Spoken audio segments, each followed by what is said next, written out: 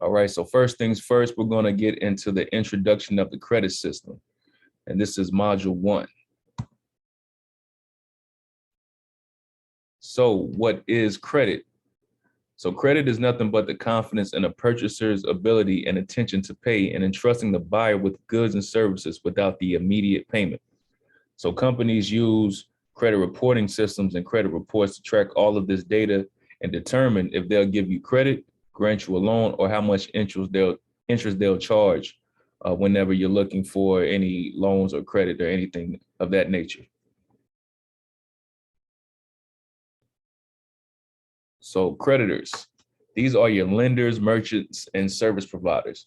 Creditors can grant you credit based on their belief that you can be trusted to pay back what you borrow, along with any finance charges that may apply.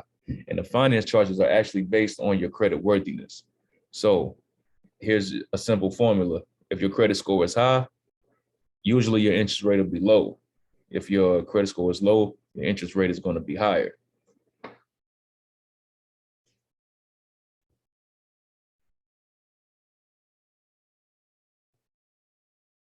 All right.